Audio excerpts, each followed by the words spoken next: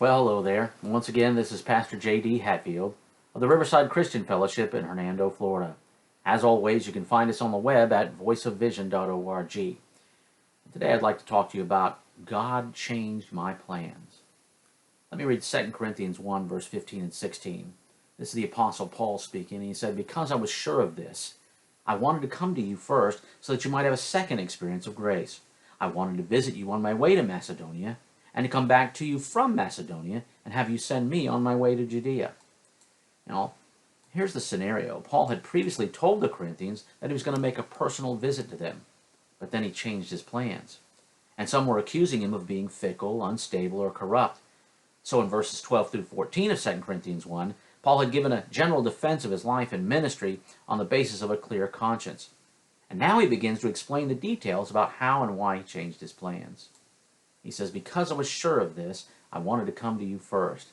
Paul said that he had a clear conscience because he was acting in simplicity and godly sincerity. That's verse 12. And then he said he was sure that they would understand his reasons. That's verse 13 and 14. So he's sure that he can tell them what his original plans were. That's what we see here in verse 15 and 16. But he can also tell them how and why he changed those plans in verse 17 through chapter 2, verse 4. Let's get into this, and I think that you'll be tremendously helped. He said, "I wanted to visit you on my way to Macedonia and to come back to you from Macedonia." Paul says he originally planned to visit them not just once, but twice. First on his way to Macedonia, and second on his way back from Macedonia. And he wanted to give them an extra blessing. That's why he calls it a second experience of grace.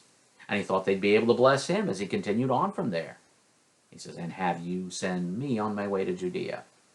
Now that was his plan, but then his plans changed. And he was not being fickle, unstable, or corrupt. This is an important lesson to learn.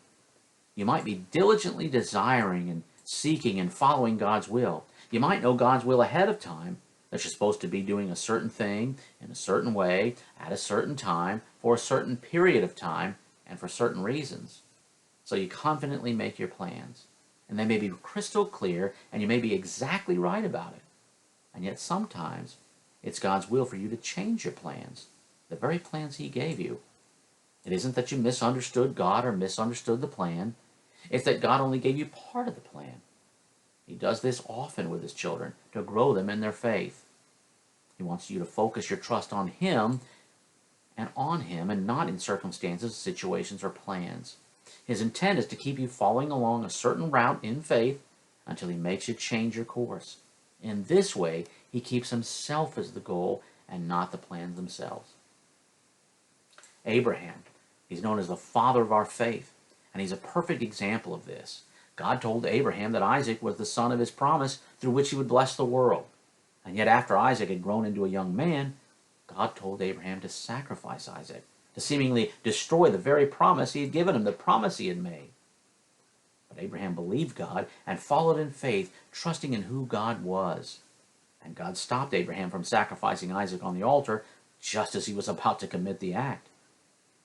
And Isaac did become the ancestral line through which God brought salvation to the world through Jesus. And this is the lesson of faith. The same thing that happened to the Apostle Paul may happen to you. You might have to change your plans for good, godly reasons. Others might question your integrity. They might say you've misunderstood God, that you're fickle, that you're following your flesh and not walking with the Spirit, or even that you're a coward, or that you're being manipulative or acting in sinful self-interests.